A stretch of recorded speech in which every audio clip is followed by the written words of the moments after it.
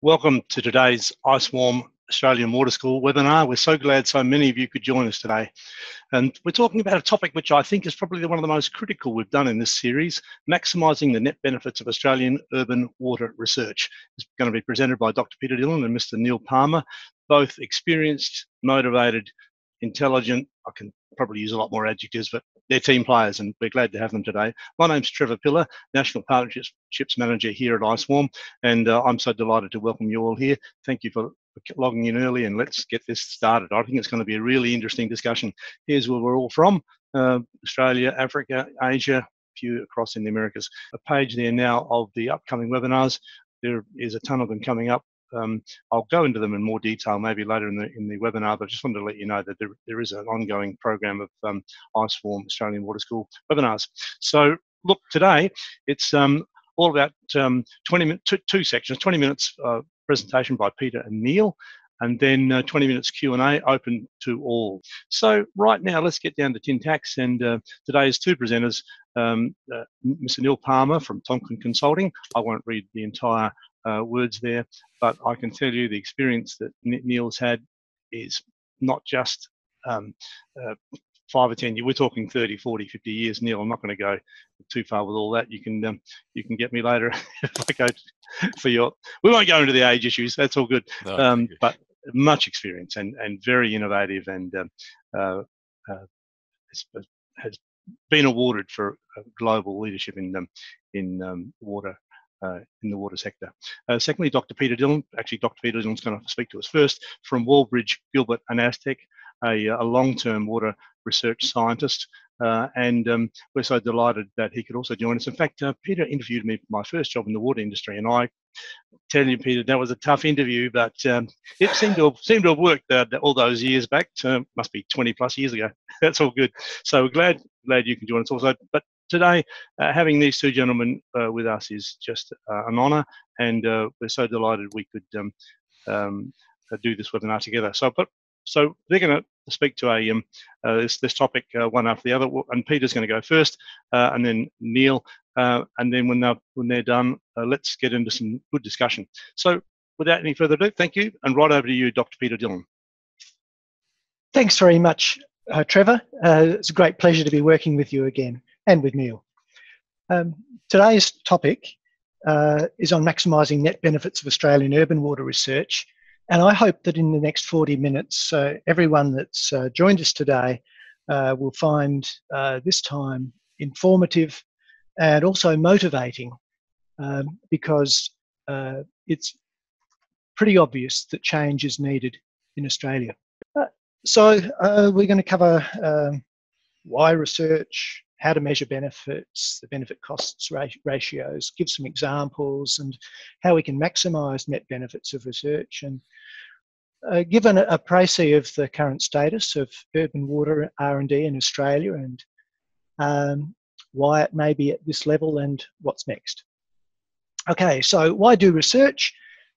Marcus de Condorcet was a French philosopher who basically said, everything can always be improved, made more efficient, more cost-effective, more robust. We also know that nothing stands still, not climate, chemicals, materials, technology, customer expectations, standards, urban plans, and government policy. They're all on the move. The industry has to adapt, to be prepared, both in terms of health and safety, environment, and risk ready. Cost efficiency is a prime motivator for R&D. I guess if we still had wood stave pipes, our water would cost a bit more than it does now with modern materials. We have this notion that research is fundamental for staying in business in any enterprise. Utilities that are government-owned monopolies would, if they were intending to stay in business, would be investing in R&D. And that R&D would be reducing costs to customers. So part of the licence to operate for government-owned utilities should be a mandatory investment in R&D. To be an employer of choice, the water industry, to attract good people and retain them, needs to demonstrate some innovation and leadership. And of course, brand image is important for both employees and for customers, and R&D can play a major role in enhancing brand image. If we're going to do research, how do you measure R&D benefits? I guess there's been some thinking that, well, you just can't measure the benefits of R&D because what are you comparing with? Something that exists now with something that doesn't yet exist. So there are a lot of people with bright minds have put some considerable thought into how you might measure R&D benefits. And we in Australia now have a standard method that's accepted by the Australian government for estimating the present benefits of research. And this has been used in assessing the CRC program, and it accounts for what's the probability of project success. Will it deliver what it's intended to do? Will it be able to deliver in the time that's intended? Will the results be adopted, and how long will it take for those results to be adopted by industry? What are the adoption ceiling levels? You know, if this piece of research has national application, then the ceiling levels will be very high. And the period of impact of this research and the discount rate. Period of impact takes into account the dynamism of the industry and the possibilities of disruptive technologies. So what's the benefit cost ratio of R&D? A team of people have done an exploration of what was known in Australia of Australian water research in the urban domain that has been evaluated for its benefits. Surprisingly, only a very small proportion of our research has had the benefits evaluated. In fact, only $170 million worth of research has so far been evaluated. Some of those are for specific research activities, such as the first three, and some have been are for research portfolios, such as through Water Sensitive Cities, CRC, and the National Centre of Excellence for Desalination. And those benefits of the $170 million worth of research, calculated in the ways that was just mentioned, came to $1,400 million, a benefit cost ratio of the whole portfolio of 7.9. That level of investment returned that much benefit. It's clear that the benefits greatly exceed the costs, and that we should be really seriously looking at research investments in the Australian water industry. Just plotting these up for that portfolio of projects, you see the research benefit as percentage of utility revenue is plotted against research expenditure as a percentage of research expenditure as a percentage of utility revenue. And the benefits equals costs line is that little red line down at the bottom. And all the rest is showing that the benefits significantly exceed the costs, and the slope of that line is not tailing off even at 0.4% of utility revenue. And our expectation is that that will continue. The benefits will well and truly exceed costs, even at the marginal level at 1% of utility revenue. Just as an example of the sort of research that's taken place, which has produced some benefits, and it was in that table, was the Perth groundwater replenishment program. It was decided in 2002 to consider injecting recycled water into the aquifers beneath Perth as an alternative water supply, because the city was running short of water, and it had adopted seawater desalination as an option, but was looking for, is there something that could be more cost effective?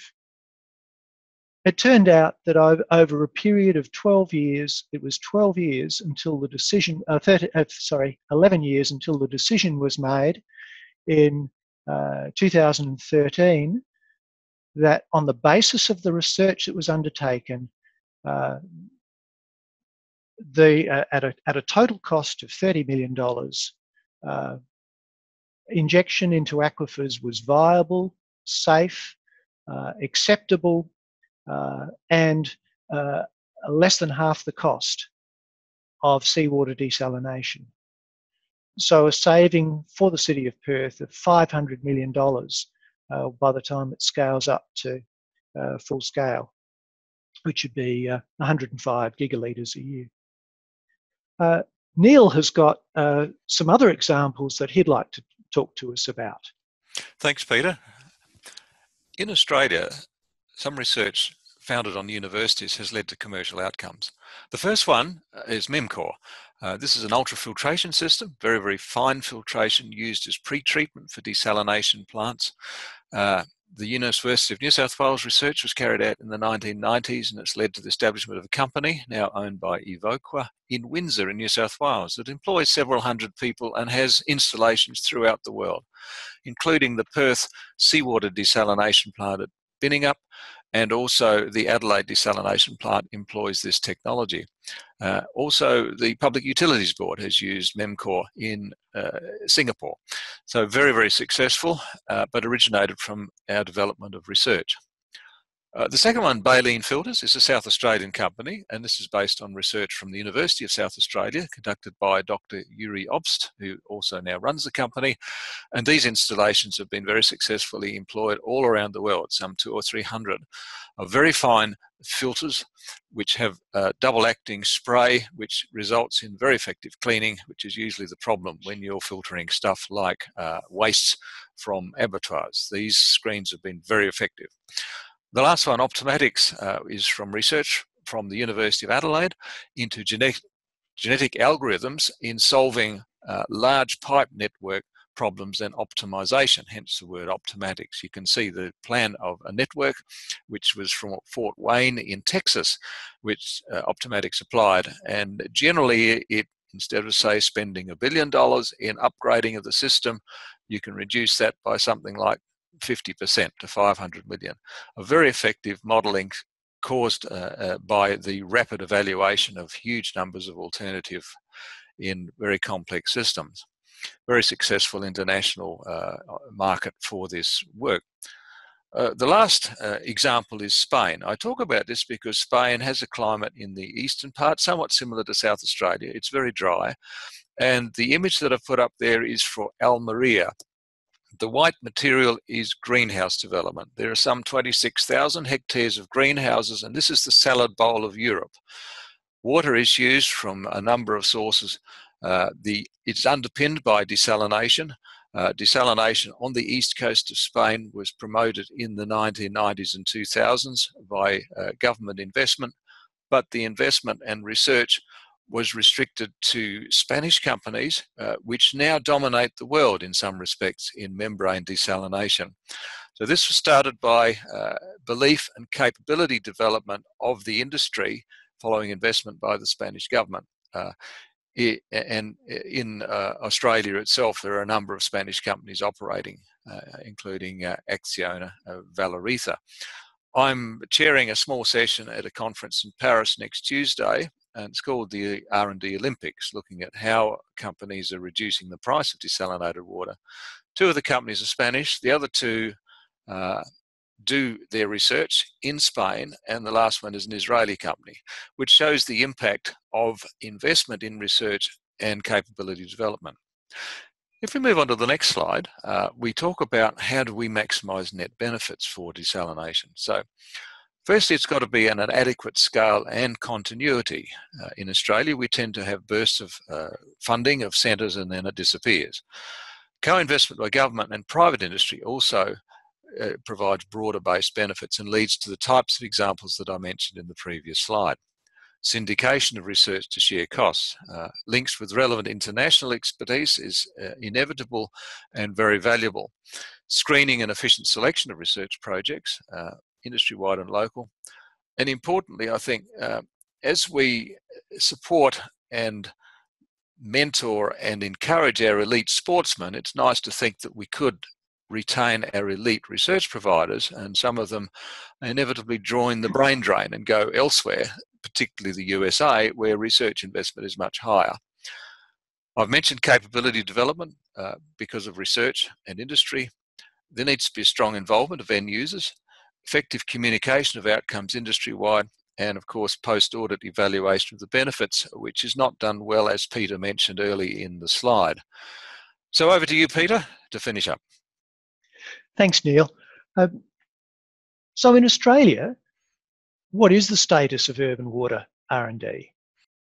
And this little diagram shows from left to right investment in R&D as a percentage of revenue, or GDP, for different industries. And what we see is that the position occupied by the water industry is on the extreme left of the figure. In fact, it dropped from 0.5% to 0.2% of revenue, of water utility revenue, between 2010 and 2015. Compared with Australian primary industries, they're up at 0.5 to 2%. WASA has a proposed target of 0.6 to 1.2%, 1.2% being the Australian business expenditure on R&D as a percentage of GDP in 2014. There are other industries: automotive, healthcare, telecommunications. Renewable energy is 7.4%.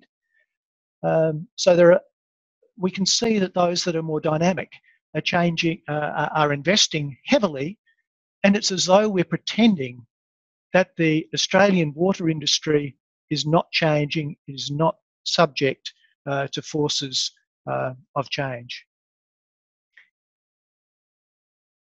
In 2017, Innovation and Science Australia released a report, Australia 2030, Prosperity Through Innovation, with a vision that Australia will be counted in the top tier of innovation nations.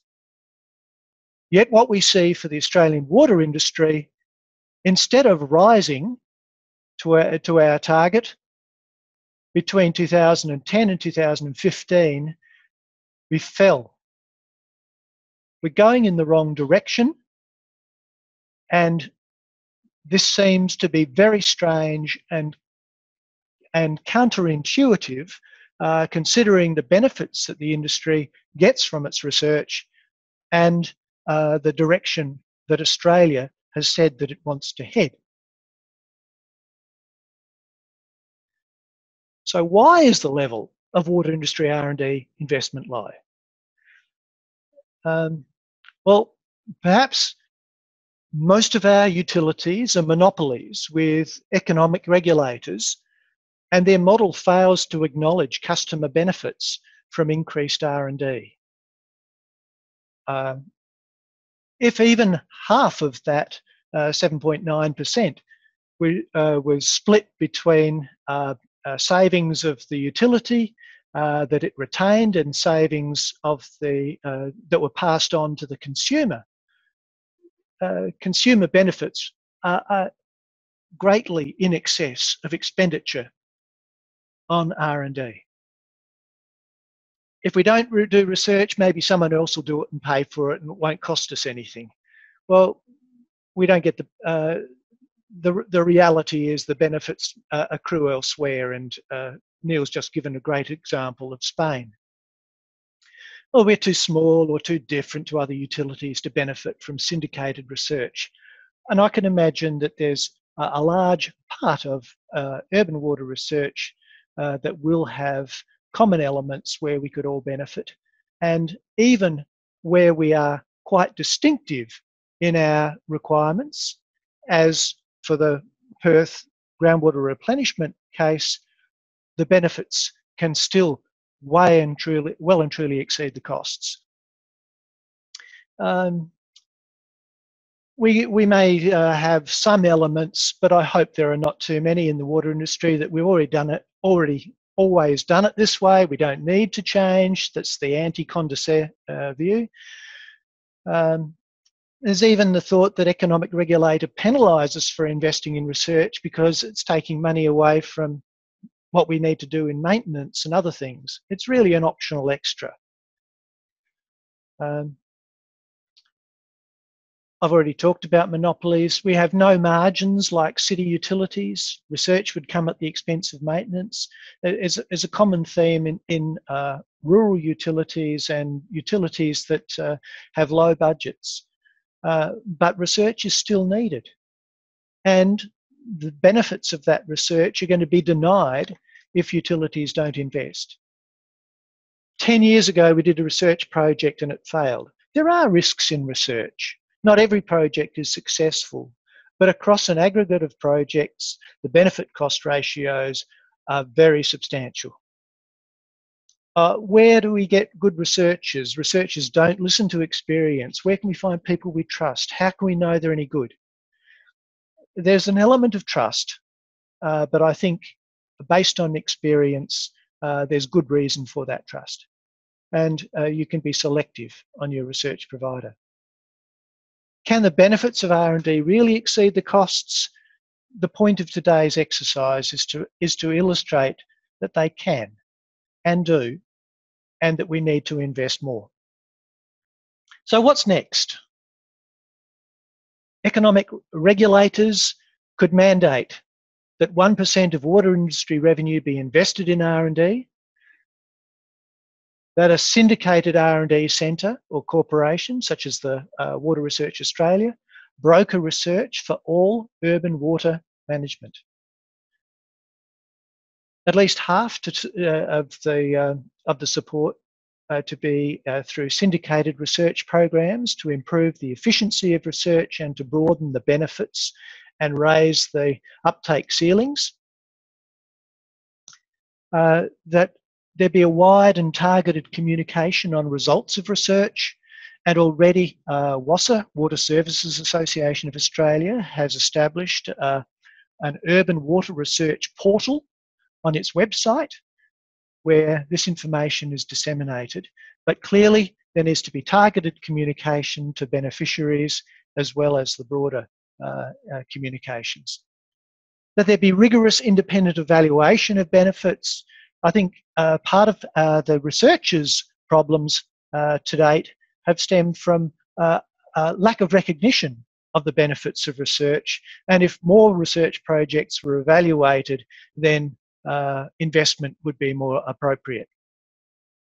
And the benefits can be used by the utilities for price reduction to consumers or for reinvestment within the industry.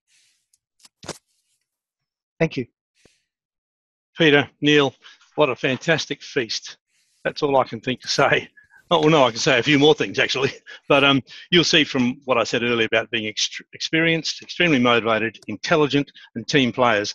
It's great to have your huge experience here today, Peter and Neil, and we are going to get stuck into making very good use of it.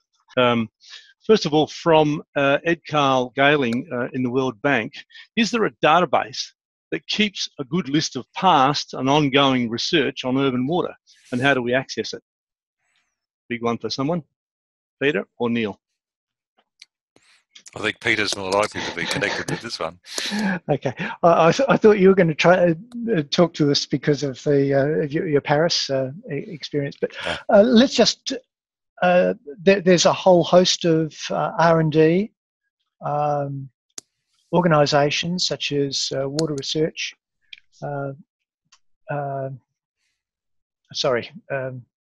water research foundation in the United States, which does retain a record of all of the past and ongoing research it does. And that's accessible through their website, through membership.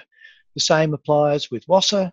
There are some things that are only accessible to those that have invested. The Water Research Australia is in that category, that if you're a member of their organisation, then you can get access to all of the research that's published. So there's plenty of information about research. The issue is generating research to address the issues that we currently have in hand.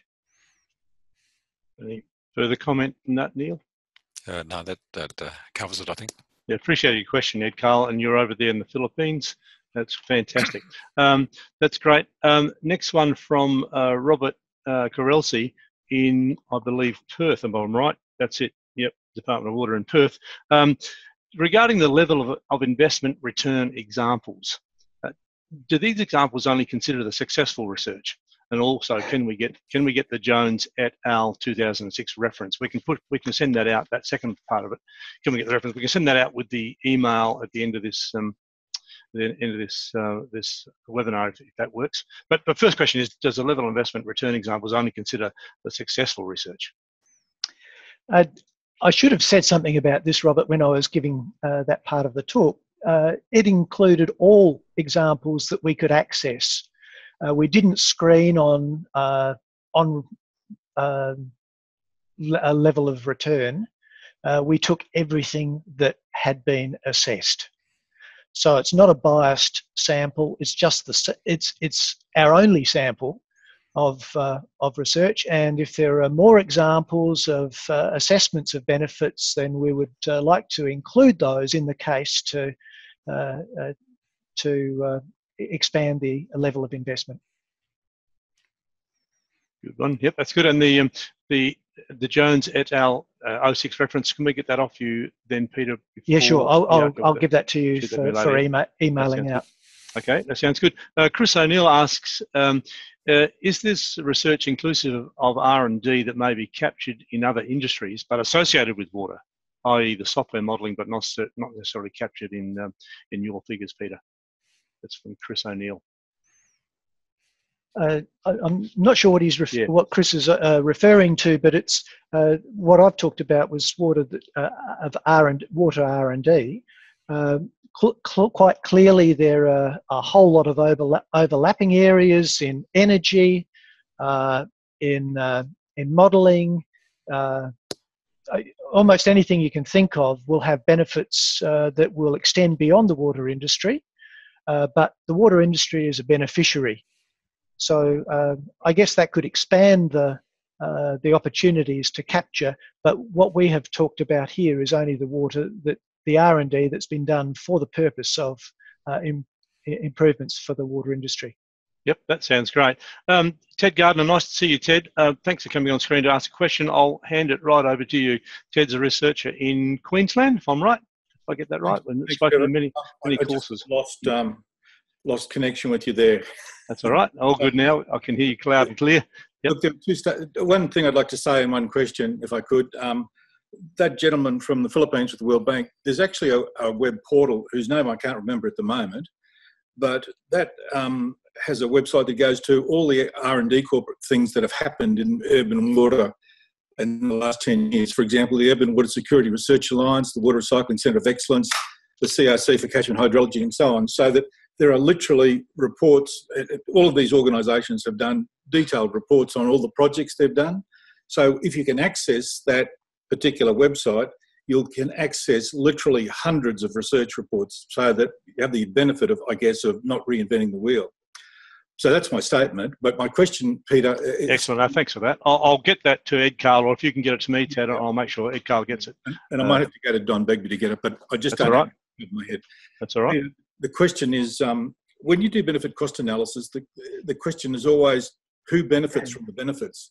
For example, when you do it at a statewide level, there's there's all sorts of collateral benefits that don't necessarily accrue to the organisation that funded the research.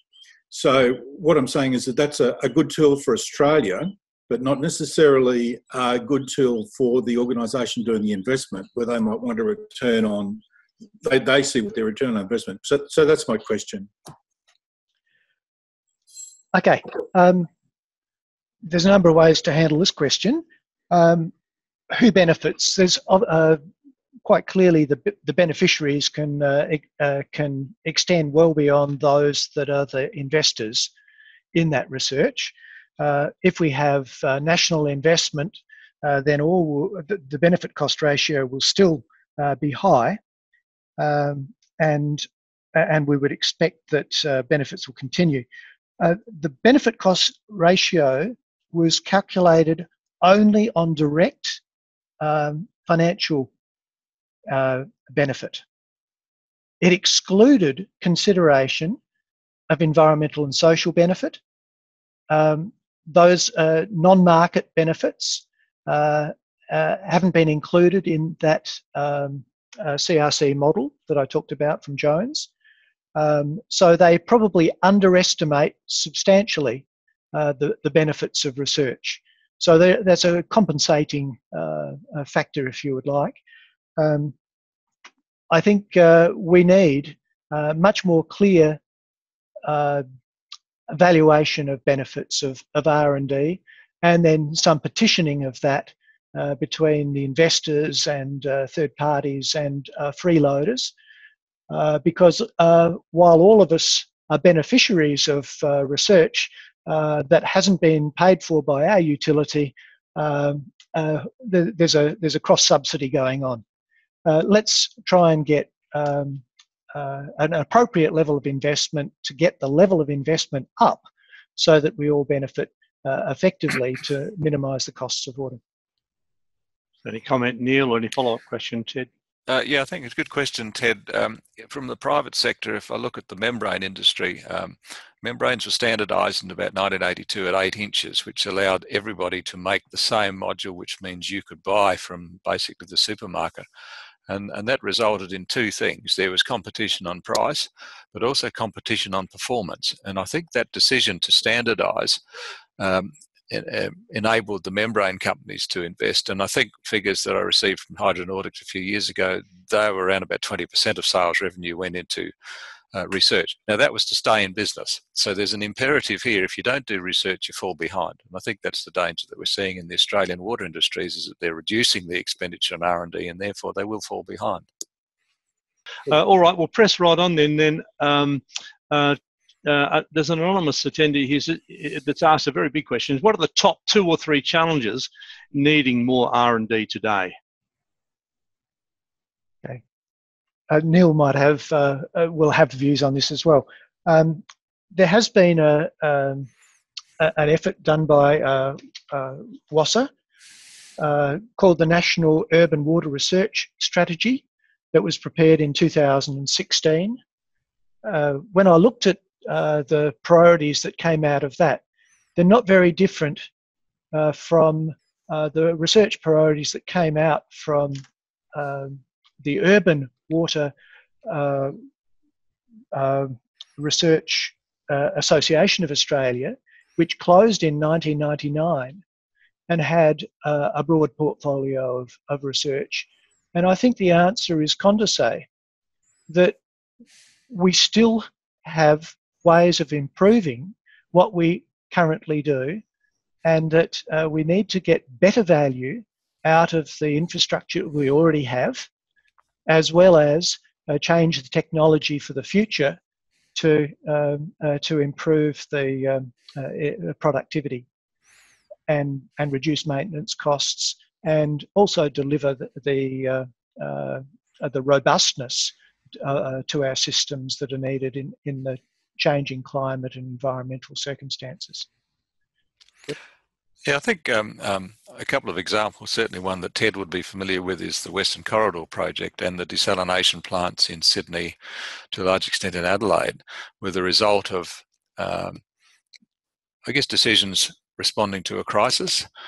had the research, I think, been a little more rigorous before this, maybe we could have economised on these installations and made them work better in conjunction with other abilities such as storage. And you mentioned, Peter, the Managed Aquifer Recharge and Wastewater Recycling Initiative at Western Australia, which is curious because even though the Brisbane decision to build the Western Corridor Water Recycling Project was bold and ambitious, in actual fact the West Australians have done it again, and I think they have done some pretty careful work in this area, which is reflected probably in the fact that you've got two big desalination plants that are running 100% of the time, which is their most efficient.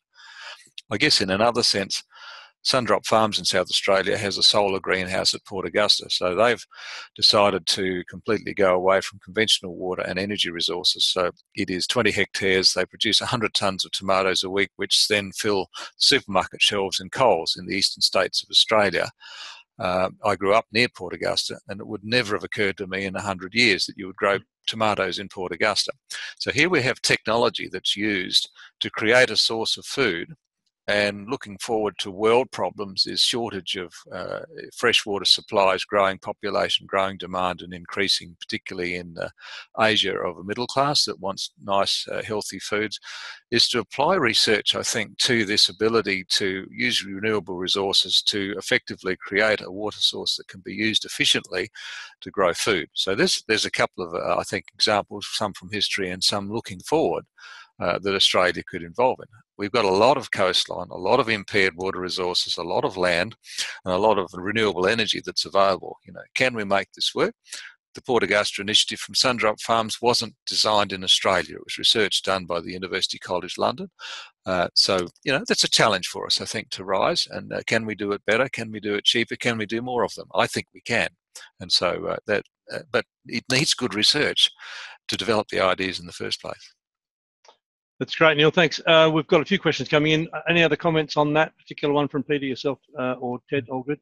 Right. Well, we'll go straight to Professor Graham Dandy. Good question here. Given the significant benefit-cost ratio for water research, is there more scope for investment in R&D by the private water sector? Who wants to take that question on? Well, I guess I probably should take that one on. I'll take it, Neil. I've mentioned the examples of MEMCOR. MEMCOR only survives as a business because of investment in R&D. Now, over the years, the thrust has changed, but at one stage when we were doing business with them, when I was working for OzMaflow, I think they employed about 9 PhDs. They had a lot of people working on research and development. OzMaflow is still in South Australia. It's the centre of world membrane research for Hitachi Zosen, which owns it now, conducted by my colleague Hip Lee, who's a great thinker of better ways and new ways to do things. And so basically the story is if private industry doesn't invest in research, it won't survive. And there's a continual imperative for refining ideas and producing products that the world needs that are better and are cheaper. Yep, that sounds good. Another comments? All good? Yep. From Indonesia now, University of Mataram, Siamsul asks, when will the focus on urban water quality have made much greater emphasis than those on water quantity? And will the focus on water quality, urban water quality, have much greater emphasis than those on water quantity? Okay, shall I have a shot? This is clearly we need research on both quantity and quality. They go hand in hand, and I'd like. Well, I think it's an essential component of the research portfolio. Yep, go hand in hand. Yeah. That's right. No other comments? That's good. All right, we'll keep pressing on here. Tim Muster asks, thanks for the presentation, gents. Your arguments are clear and make good sense. In your opinion, what are the best next steps to start to make a difference?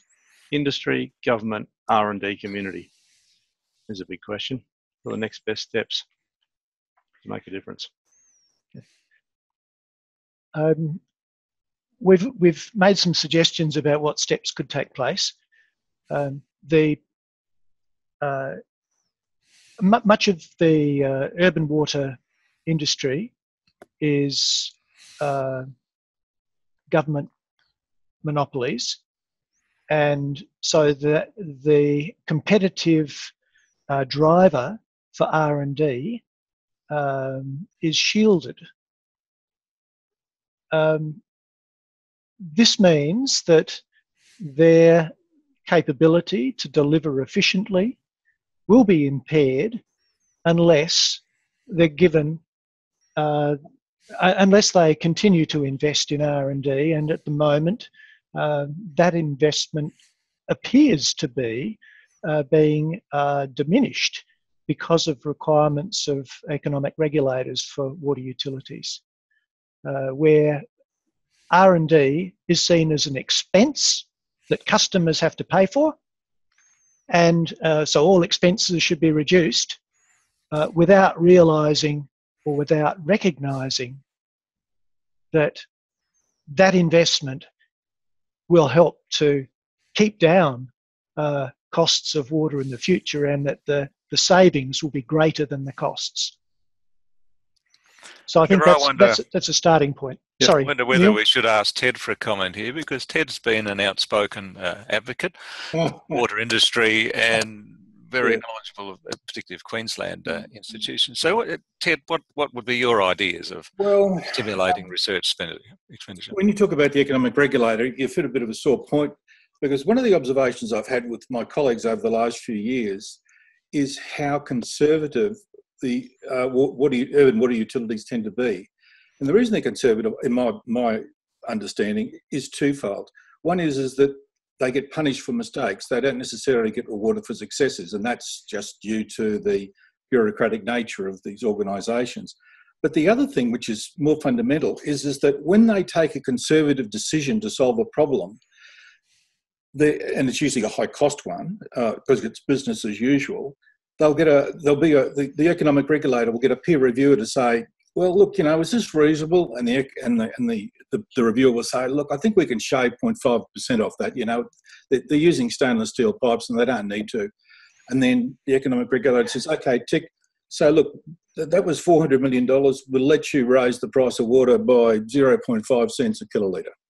And so you get another bit of big technology that's rolled out that in fact inhibits risk-taking innovation. And that actually comes back to the issue where if you were to talk about changing anyone's opinion, and I think Peter's put his finger on this pretty well, it's actually the price regulator, which is becoming more public now, particularly, the New South Wales one, but certainly it's people in the water industry are very aware of who these organisations are and how important they are in allowing investment decisions by urban water utilities. I think of the comment you made earlier, Peter, and that is the water sector pretending that it's not subject to change and doesn't need so much research? I'm just throwing that in there. Yeah. Okay. Rocking the pool. Well, I think the people on the ground understand what the issues are and wish there was more research being undertaken.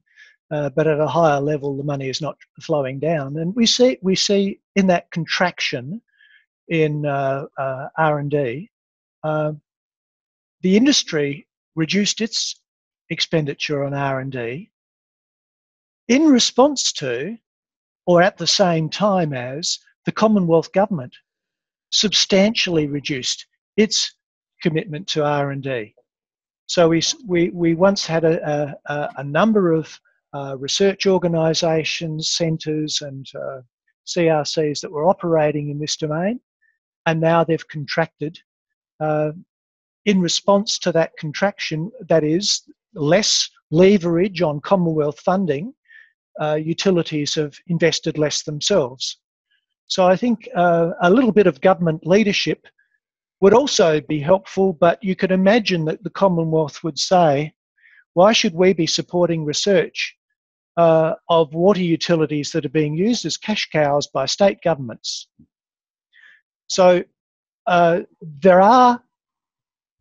is not an excuse. There are reasons why they should, that there are benefits that go well beyond the customer of a water utility for which a Commonwealth investment is warranted. And for example, as Neil was talking about balance of trade, we're buying stuff from Spain that we could have been producing ourselves. The same thing would happen in a whole lot of the more commercially oriented research, where balance of payments, employment opportunities, GDP growth would all take place as a result, and taxable income would increase to the government as a result of making those investments in seeding up and starting up those small and medium enterprises, and even some of the larger ones, so that they can attack the international market, which is valued at more than $6.7 trillion before 2030 in new infrastructure that's required just to meet the projected growth as seen by OECD in urban water requirements. So it's a huge market internationally. Australia could be a much bigger player, generating much more value for itself internally as well as through exports. And the Commonwealth would clearly be a beneficiary in that, and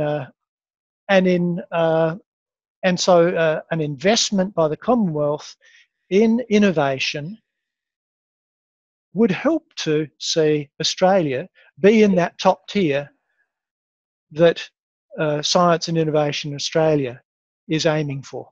Yeah, no, well said. Good thoughts. So you're suggesting, Peter, that we have an equivalent of the Australian Institute of Sport, seeing we've just cleaned up a bag of medals in the Gold Coast at the Commonwealth Games. Yeah, so where's the Australian Institute of Water? Good analogy, yeah. Great analogy, Neil. Could I add just a small point here, Trevor? Yep, do it. And that is that we haven't mentioned the tax deductibility for R&D that's eligible by a lot of these small companies. And no doubt Neil's more familiar with it than me, but I do know that some of my friends who run businesses use it quite extensively, to increase the sophistication of their technology, with the idea, of course, of always making money, because that's what they're in business to make money otherwise. And so I guess the government would say that they actually have some very generous taxation benefits for R&D, not just water, of course. But I wonder, Neil, whether you'd like to, if you have any more detail off the top of your head. If not, don't worry. But I thought it was about a 50% tax deduction in the first year and things like that. Well, I think it's about 125% overall compared to normal tax deduction. So there is an incentive to invest in R&D. It was 150%. The danger of that is that we get the door knocked on by consultants from some of the big financial companies that say, well, look, come on, let's look at your portfolio and we'll see what you can pretend to be R&D, and we'll claim a tax deduction for it and give us a proportion of your savings, Now that comes to the heart of it. You can do it to try and minimise your tax. That doesn't really help anybody. I would like to see it really used as an encouragement to actually do R&D, and so that there's perhaps more rigour, as Peter's explained in his presentation of evaluation of projects. So you've spent this money on R&D, what have you actually done? How many jobs have you created? How many exports have you created? I think would be a better measure of it than just, we can show on the profit and loss statement that there's a certain amount spent on risky projects, which is basically what it boils down to. And I think it really strikes at the heart of Australia. We in some respects are still think of ourselves as a colony. We're the branch office, and therefore other people in Europe and the USA, Canada and China are basically coming up with all the good ideas, and we can't compete with them. And Australian history, though, I mentioned 3 examples where good ideas have been going on to commercialise. There are many more in Australia, but sometimes these little companies need some encouragement, particularly a research fund where there's some government funding into it. Really, my experience has shown that then the private company will open their pocket. And this is where I think the water industry investing more with the purpose of not only reducing costs but encouraging capability development would be a good thing. I once was told by Jim Gill, who instituted the West Australian desalination program, he admitted to me that we're very good in Australia at running competitions, but we're not so good at building capability. Yeah. I'll just maybe clean up with the last two questions. Is that a good direction to go in? Let's just the last 5 minutes. There's a couple of questions here that seem relevant. Chris O'Neill asks a question for Neil. Do you have any thoughts on incorporating market research in R&D? That is, using recycled water for a cash crop. If there's no market, this demand for innovation may not come up. Yeah. And in fact, we're working on a project at the moment on the Northern Adelaide irrigation scheme, where a new treatment plant is being built at Bolivar to take up to 12 gigalitres of water for a new irrigation area north of 2 wells. This is in addition to the Virginia Vegetable Triangle, which already exists on Bolivar water. Following that initiative, we've had a couple of other inquiries from people in Western Australia and in Queensland. And our approach is that we need to make it work, an investment in high-tech greenhouses, some of which from Spain, which was in the picture that I showed of the image of Almeria, where even at desalinated water, the input cost over the total cost of running the scheme and the packing facility is less than 3%. So therefore, they can afford to pay much more for water. In Australia, there's a perception, well, once water goes north of $300 a megalitre, it's too expensive. But it depends what you do with it. If you're irrigating cattle pasture, yes, it is. But if you're irrigating a high-tech greenhouse with hydroponics associated with a packing house which exports and has an offtake agreement, that's a very powerful instrument, and that's where you can attract investors. That's exactly what happened with Sundrop Farms. The idea came up. The initial investment was by Philip Soundwaver, who established the company. He's a London-based well, probably venture capitalist would be the best way to describe him.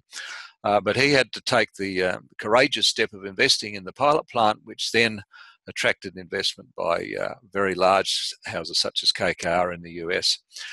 So we're currently going through a similar process, and you're dead right. The ability to create a market, to have offtake agreements which then underpin the establishment, then the water supply contract follows, and the price of water then is dictated by the market. And it takes that skill to be able to put all those things together. And it's exactly what we're working on at the moment. But it's a little bit unusual and a little bit challenging in Australia, where we've got this sort of traditional view that water falls from the sky, therefore it should be free. But there's a quick one here from Subhash Chand in India, New Delhi. How is the quality of urban water supply in Australia assured? How do we go about making it assured? I know it's got to be a big question, but maybe a brief answer. How do we assure the quality of urban water in Australia? I reckon Ted might be the best one to answer this. Yeah. Sorry, was the question quality or quantity? I didn't quite Quality. Quality, yeah, quality. Yeah. Quality. Oh, how do we assure the quality?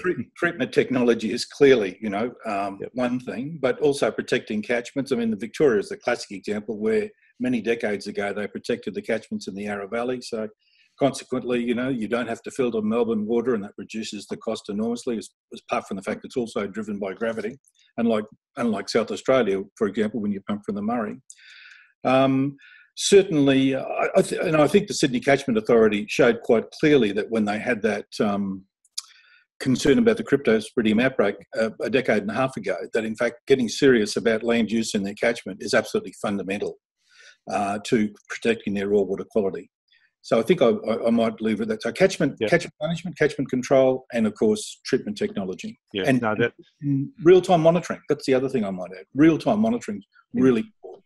Yeah, no, that's an excellent answer. Look, we'll wrap up with this last question, but it's been a fantastic hour. But Craig Flavel from Australian Water Environments has asked, who is currently leading research into the translation of the non-economic or indirect benefits of water in the urban environments for decision makers? So who's currently leading the research?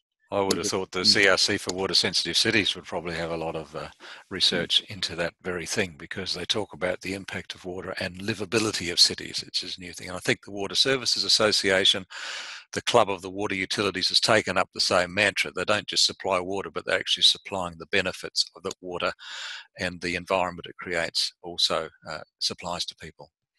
Yep. Any other comments, Peter? Ted? No, I agree with Neil. That's they've got a current program in that area.